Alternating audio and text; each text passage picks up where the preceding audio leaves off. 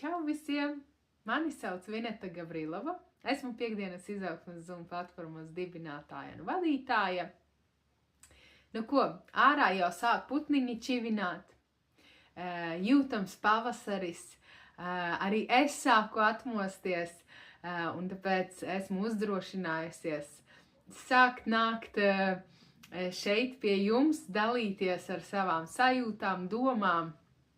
Un, jā, pat neskatoties uz to, kad man ir uzmetusies augstumpumpa, es tiešām esmu sapratusi to, kad, ja man ir tā vēlme tiešām nākt un sākt ar jums runāties un dot savu superforšu enerģiju jums, tas nozīmē, ka nekas nevar mani apturēt un nevajadzētu nekam apturēt, tāpēc neskatoties arī uz ārējiem apstākļiem, es nāku un taisu šo podcastu, ja?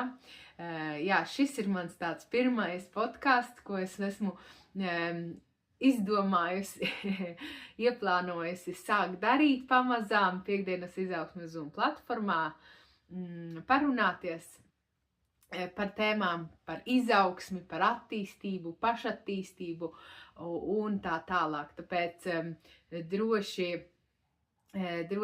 esat kopā ar mani šajā interesantajā ceļojumā, ja? Tā kā mēs skatīsimies, cik bieži šie podkasti iznāks, neko es apsolīt neapsolu, vienkārši šobrīd plūsmā pēc sajūtām, kad šis ir jāsāk darīt, tad es arī sāku darīt. Ja? Tiešām šodienas tēma būs par to, kā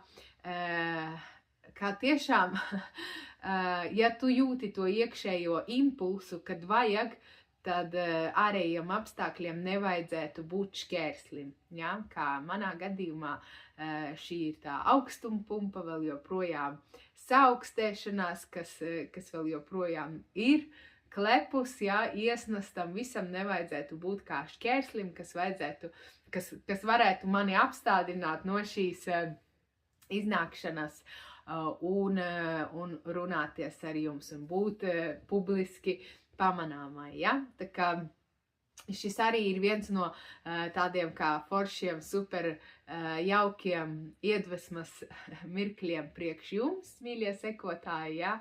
Kas šo video skatīsies, kad nemeklējam dzīvē nekādus atrunas, šķēršļus, attaisnojumus, kad mēs vēlamies kaut ko uzsākt darīt, tad ir vienkārši jāiet un jāsāk darīt.